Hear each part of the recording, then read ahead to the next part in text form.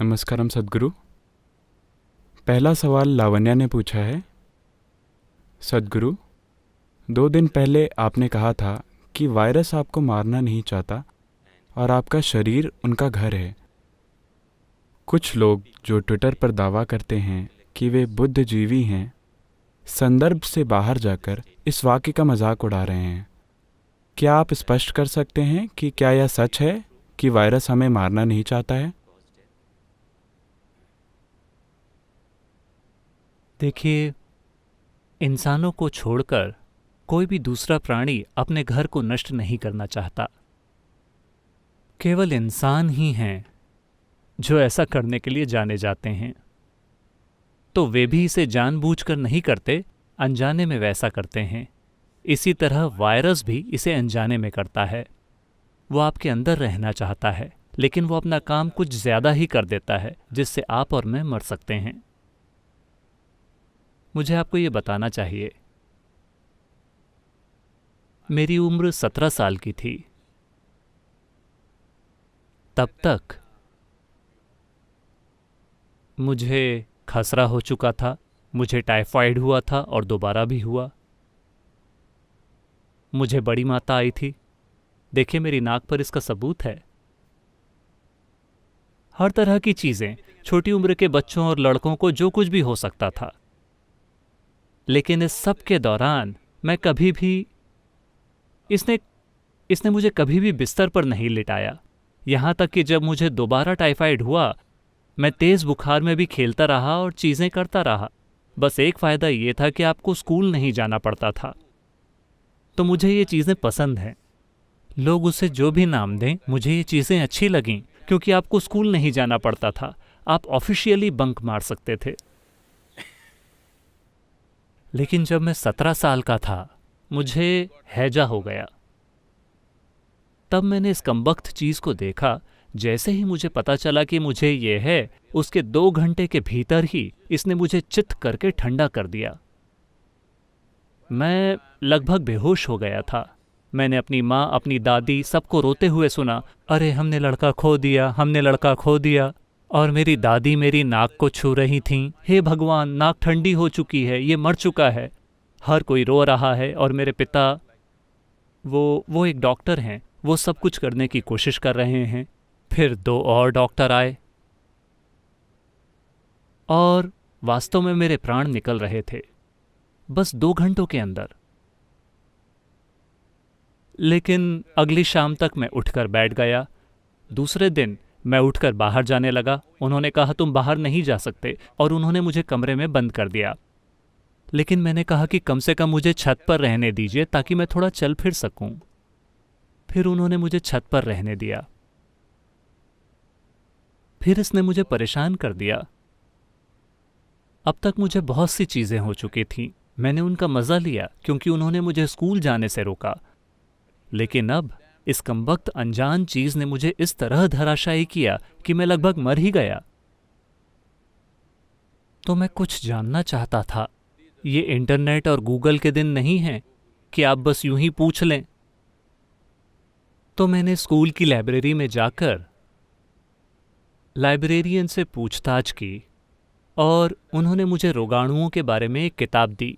मैंने शब्द को तब तक नहीं सुना था क्योंकि मैं बायोलॉजी की क्लास में कभी कभार ही गया था। तो मैंने उस किताब को पूरी तरह पढ़ा। उसमें कई तरह की चीज़ें थीं और वो क्या करते हैं और सब कुछ। तब ये मुझे परेशान कर रहा था कि कैसे एक छोटी सी चीज़ जिसे मैं देख भी नहीं सकता, मुझे इस तरह धराशायी कर सकती है। फिर मैंने आकर अपने पिताजी से बातचीत की। वे एक कुशल चिकित्सक थे और तब उन्होंने मुझे बहुत सी बातें समझाईं। और मैंने कहा मुझे ये पसंद नहीं है, इस कमबख्त चीज़ ने मुझे लगभग मार ही दिया, ये क्या है। तब वो मुझे कई बातें बता रहे थे कि ये चीज़ें क्या हैं। वो बातें अब भी मेरे साथ हैं। मुझे अभी भी उनका कहा हर शब्द याद है, और जो मैंने उस किताब में पढ़ा था वो भी, क्योंकि मैंने इस चुनौती का अनुभव किया था। मेरे साथ जो हुआ था वो लगभग जानलेवा था। तो मैं डरा हुआ नहीं था, लेकिन ये हॉकी मैच या क्रिकेट मैच में बुरी तरह हार जाने जैसा था। मेरे अंदर इस तरह की भावना थी। तो रोगाणु क्या हैं, चाहे वो बैक्टीरिया हो या वायरस, उनकी कई किस्में हैं। एक बात तो ये है कि उदाहरण के लिए अभी कोरोना, देखिए ये जानवरों के शरीर में अच्छे से रह रहा था, उनमें से किसी को भी मारे बिना। अब ये इंसानों के शरीर में आ गया है और ये अभी भी वही कर रहा है जो ये किसी जानवर के शरीर में कर रहा था, लेकिन हम झेल नहीं पा रहे हैं और हम मर रहे हैं। अब ये भी स्पष्ट रूप से स्थापित हो चुका है कि ज़्यादातर लोग जिनका इम्यून सिस्टम अच्छा है वो ठीक हो रहे हैं, लेकिन जिन लोगों का इम्यून सिस्टम कमज़ोर है वे दुर्भाग्य से इसके शिकार बन रहे हैं। इससे क्या पता चलता है? इससे केवल ये पता चलता है कि ये जीना चाहता है, लेकिन ये इतने आक्रामक तरीके से जीता है कि हम मर सकते हैं। कई वैज्ञानिक इसके बारे में बात कर रहे हैं, लेकिन जब मैंने ये सब पढ़ा था मैं उस समय केवल 17 साल का था। मैं चाहता हूँ कि आप इसे याद रखें। तब भी ये समझाया गया था। मुझे लेखक का नाम याद नहीं है, वरना मैं वो भी बता देता।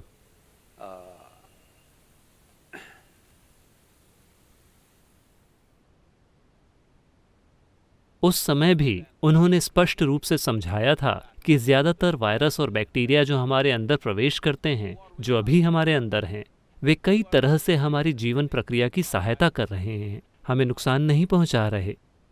वे एक समय बहुत हानिकारक रहे होंगे, लेकिन वे समझते हैं कि अगर वे इस तरह रहेंगे तो वे अपने ही घर को नष्ट कर देंगे।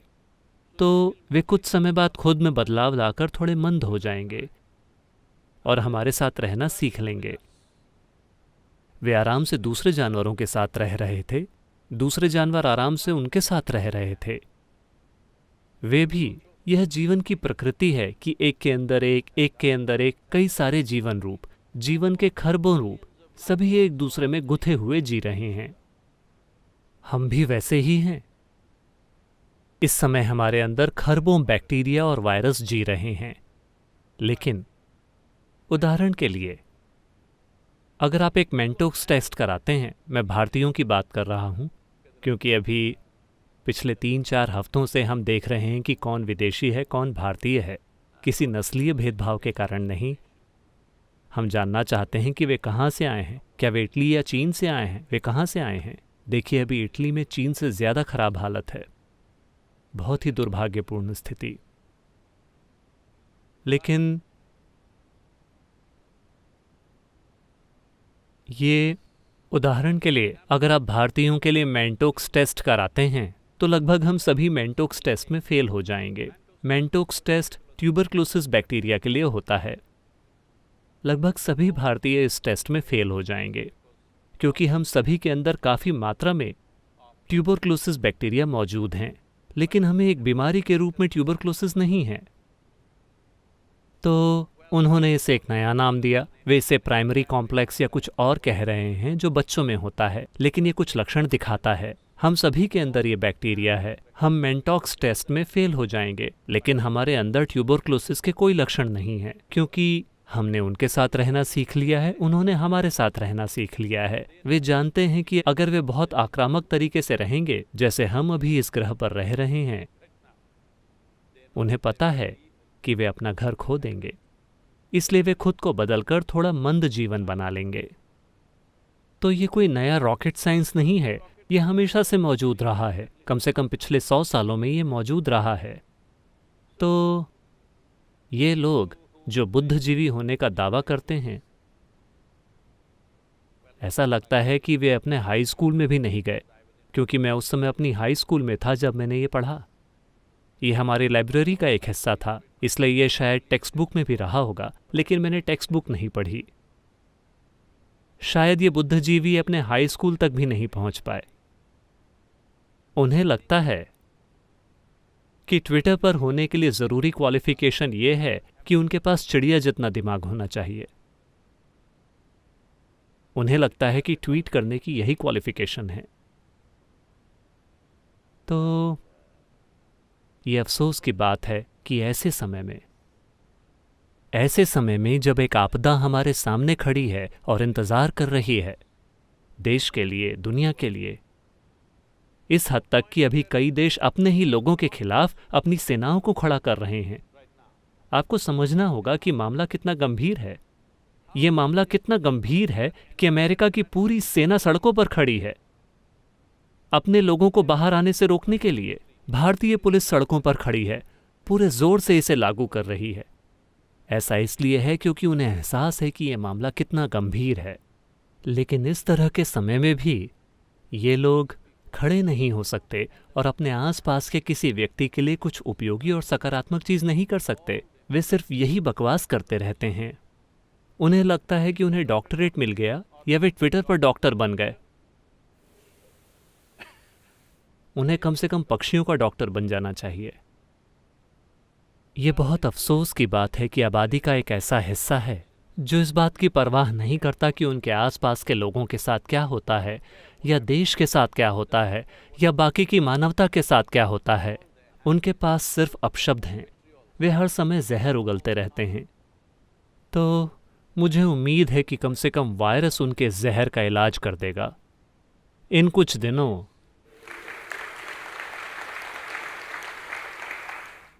दिनों में अकेले रहकर मुझे उम्मीद है कि वे खड़े होकर कुछ उपयोगी करेंगे। कुछ करें। आप जो भी हैं, मुझे नहीं पता कि आप कौन हैं, आप जो भी हैं जो ऐसी फालतू बातें कर रहे हैं, कृपया कुछ उपयोगी करें। समस्या क्या है? मुझे पता है कि आपकी समस्या क्या है। मैं अभी इस बारे में बात नहीं करना चाहता। अभी हमारे सामने एक अटल आपदा है। अगर हम इस स्थिति को ठीक से नहीं संभालते तो हम एक बड़ी आपदा की ओर बढ़ रहे हैं, जहां लाखों लोगों का जीवन खत्म हो सकता है। जब परिस्थिति ऐसी है, आप केवल यही कर पा रहे हैं। जब मैंने कहा कि ये समय नहीं है हमारी स्वास्थ्य प्रणाली की आलोचना करने का या हमारे स्वास्थ्य मंत्रालय की आलोचना करने का, ये सही समय नहीं है। ये ऐसा समय है जब हर किसी को खड़े होकर कुछ करना चाहिए। जो कुछ भी छोटी छोटी सकारात्मक चीजें हम अपने जीवन में कर सकते हैं, क्योंकि ये साधारण समय नहीं है। लोगों की एक पीढ़ी के रूप में हमने कभी इस तरह की परिस्थिति का सामना नहीं किया है। लोगों को ये समझना होगा, हमने कभी भी इस तरह की परिस्थिति का सामना नहीं किया है। ये आपके देशों में हुए युद्धों की तुलना में एक बड़ी इमरजेंसी है। ये हर उस चीज से बड़ी इमरजेंसी है जिसे आपने जाना है। ये बहुत ज्यादा तबाही मचाए बिना गुजर सकती है अगर हम जिम्मेदारी से पेश आएं और जरूरी सकारात्मक काम करें। मैं उनसे भी यही निवेदन करता हूं। इससे फर्क नहीं पड़ता, भले ही उनके दिमाग का साइज चिड़िया जितना हो। मैं कह रहा हूं कि चिड़ियाएं भी योगदान दे सकती हैं।